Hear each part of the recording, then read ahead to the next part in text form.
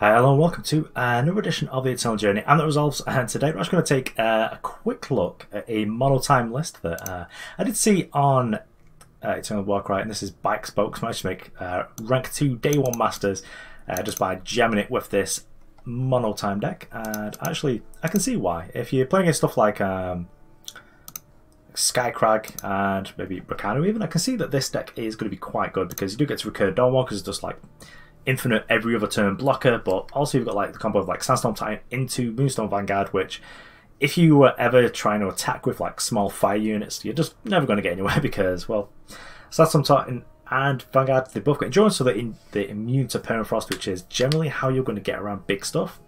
But also Moonstone Vanguard is pretty good blocking because you get to block a damage and gain 5, so that's nice.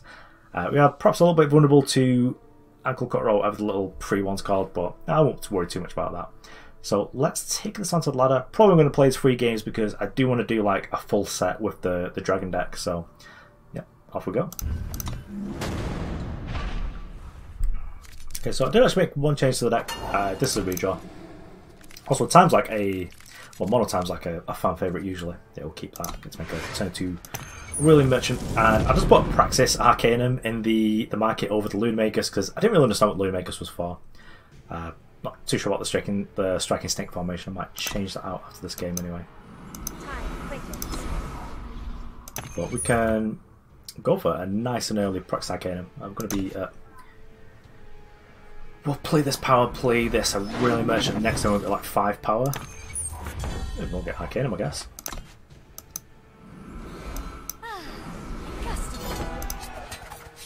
I want to keep the shiny one.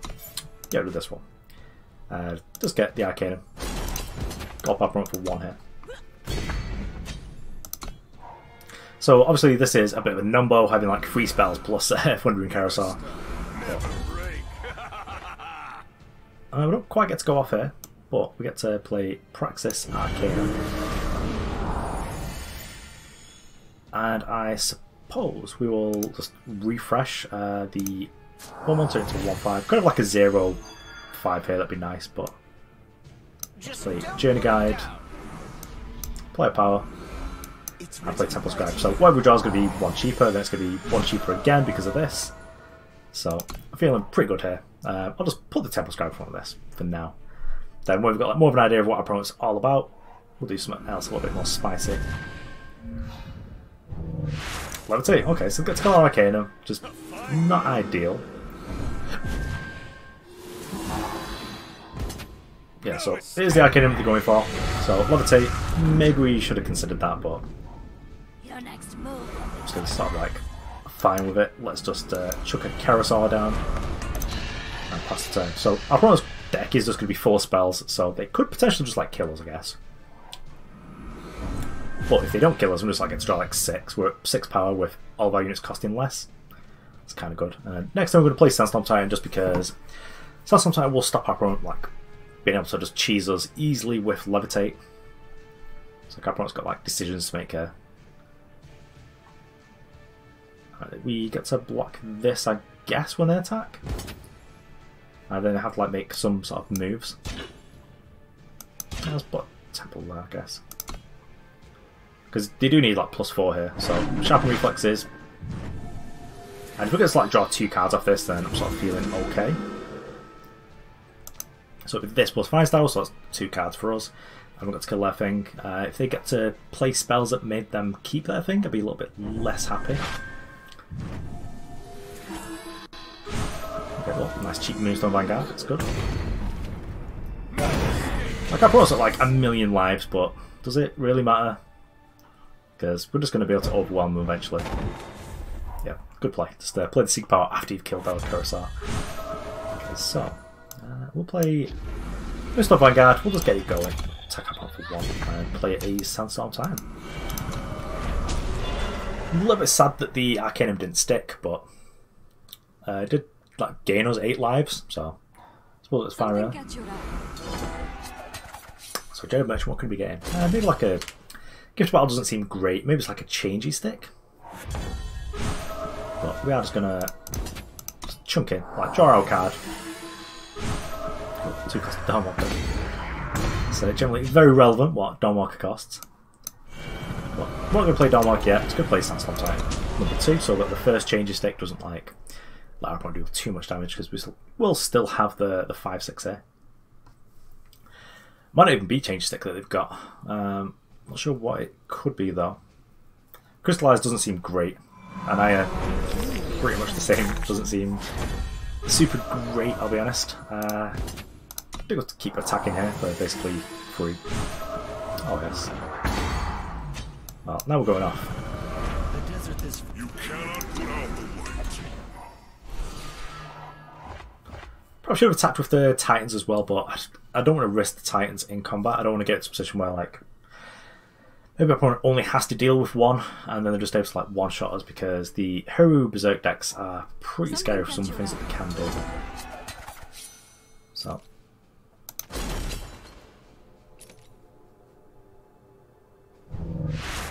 Okay, Savagery, turn that into a 6/6. Oh, it's a 6, it's sort of okay. Snowball? Okay, kills the Dawnwalker. I was curious what was going on then. So, I've only got this up, so...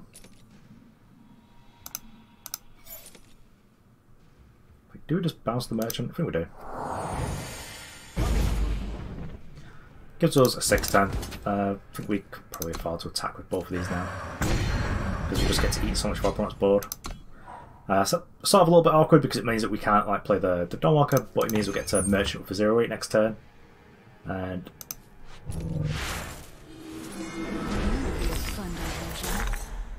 yeah, that's sort of fine. It's a bit of a nuisance now that our opponent is getting to mirror image, sort of go off here. Surrender. But I think I might be going for... Oh, okay. It's just like 2 power up. We'll try it. I probably might not let us go with it. They might have like a fine star here. But that unlocks our other unit, which is kind of good.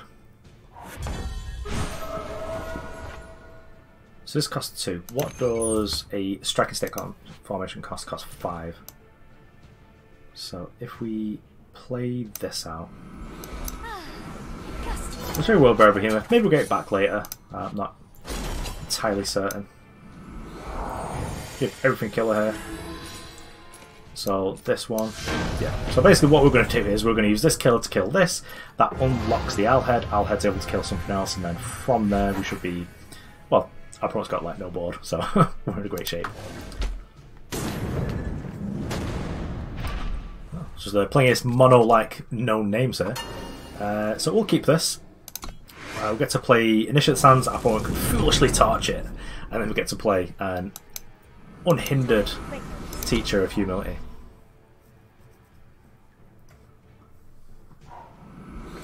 So playing some sort of hero deck, might be Berserk again like the last game, but a lot of our hand actually does sort of revolve around needing this to connect and draws a power. But against hero, maybe we're okay. Okay, so that's like a Ixton, I think they call this. Or Honor, I suppose it is. I would attack with both here. Just Popon's got a torch. Oh, so they don't. Cool. Let's slow them down a little bit then with some weights. We'll drop out, which is pretty much ideal because that is what we wanted. And then I think we'll just get to get out ahead of our opponent before they're able to harsh rule. And actually, the Moonstone Vanguard has been really impressive. Yeah, Hellstorm's good, but we don't get to play our Vanguard now, which is a little bit sad. But we do get to wallop our opponent for a 5.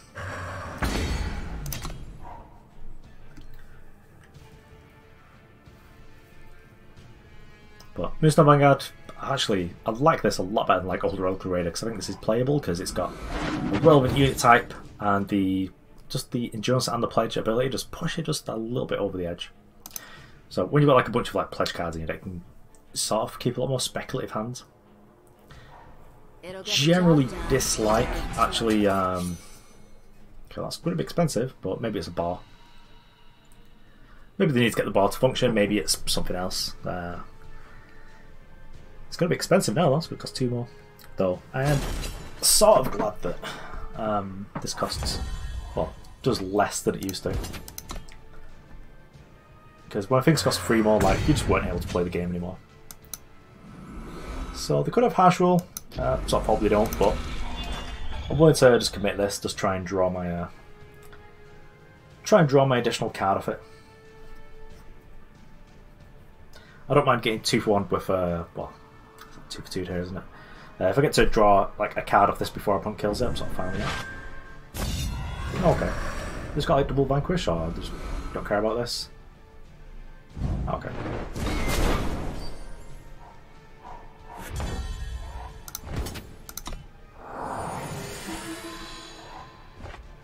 Well, now it's going to be on mono, try and get over our opponent with our cards. I could wait a bit and like try and one-shot our opponent with the Thunder and Kerasaur, because like Thunder and Kerasaur plus Xenan Initiation is a lot of damage, but I'm sort of fine to put myself in a position here where if my opponent Harsh Rules through 5 and we got to draw like an additional card from it. Okay, well, Razan's fine. We're just going to do Initiation and just OTK our opponent here.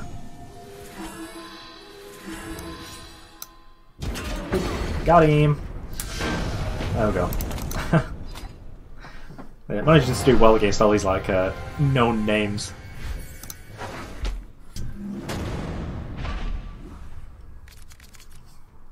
Okay, well, it's a little bit cheeky. We could keep it because Journey Guide plus Temple Scribe. I do like that as like an opening, but I think they're just like 2 power. I don't think the Journey Guide can actually overcome that. This is sort of fine. It's slow, but I think we'll play. I would like this to be some sort of like a distinction that's sort of like stuck for a little bit longer. Whilst you just talk about your hand, but there we are. Yeah, we're on play. So slow hand's sort of fine. Completing is like FGS, which could be like a real difficult matchup for us. Yeah, it looks like it could well be a difficult one, but we do get to play a site. Site generally kind of difficult to sort of like play around, play with. Would like to draw powder, so I have like a really easy choice of what to mark it away.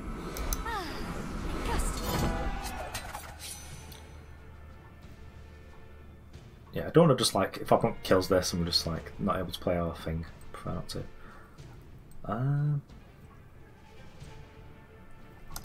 I suppose we'll just go and get a sight. Yeah. Makes everything cost less. We're able to give Worldbearer Behemoth charge, which is, let me tell you, kind of spicy. Finest weapons in the area. Yeah, no. Well.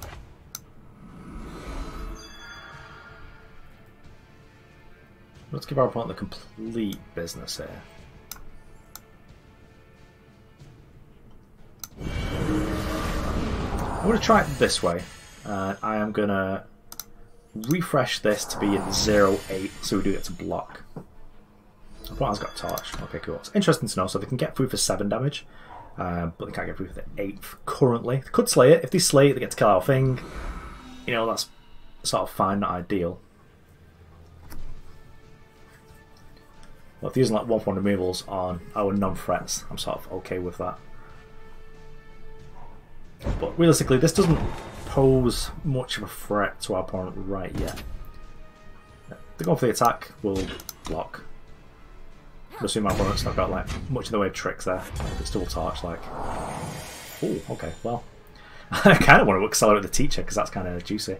But we know that our opponent's got a torch, so we probably can't do that. So we'll just accelerate.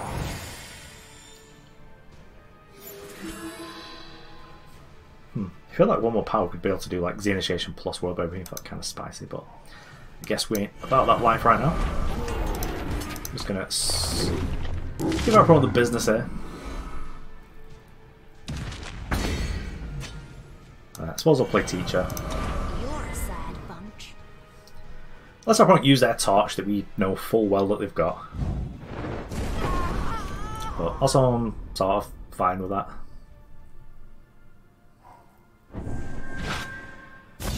Yeah, that's cool. And Viper's Bite. Not quite what we're going for, I'll be honest, like the Deadly Railing Merchant. But we've got Tally, we're quick and Magus here, so... I'll just play Friendly Wisp and just try and get the draw 2 with the Thundering Kerasaur. I feel like pretty well set up here. Would have been nice if we'd been able to keep something to be able to get this like this real merchant going. But we do have Z Initiation and it's well, the Strike State Motivation doesn't do anything, but the Z Initiation definitely gives it a point of power, so it's able to like kill literally anything. Here's Talia Unbound. Not quite doing the Lord's work, but do we go attack into this? 4-6, yep. If I put it as like a spell, it's fine because it means I've got to draw a card.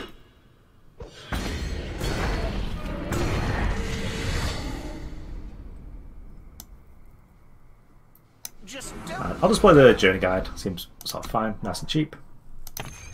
Don't get too much. Yep, Ashel's fine, we've got to draw a card.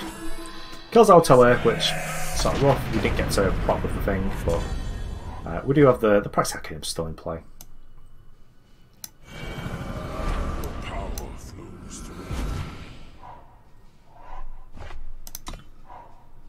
There we have it. Hopefully next turn just able to play like both our Mystics and then just like draw 2. That seems great. I sort of enjoyed. Okay, well, get to call thing. That's sort of good for them.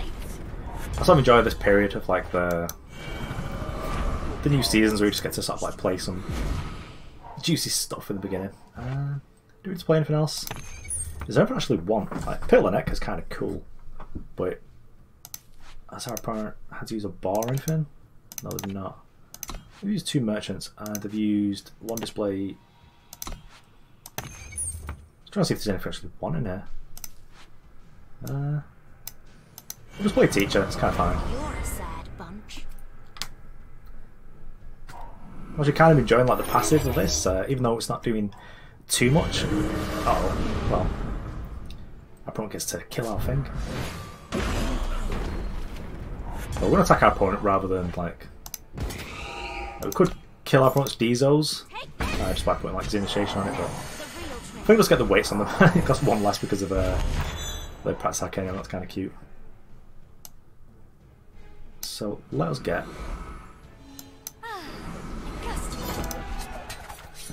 I'll get Pit. Actually, should have like kept that power. Well, oh well. And then if Pit gets killed, we're able to Disjunction it, so it's kind of spicy there. Our opponent's probably have to go for the scheme because like Threaten doesn't do anything. But our opponent doesn't have like a frame play, I'm sort of like okay with this being around. Oops. Well, Risen has lifesteal, like regardless of anything, so that's a little bit on the tedious side. But let's Pit of Lenekta, play power to make some worms, and then I suppose we'll just Initiation here just to kill off the Risen.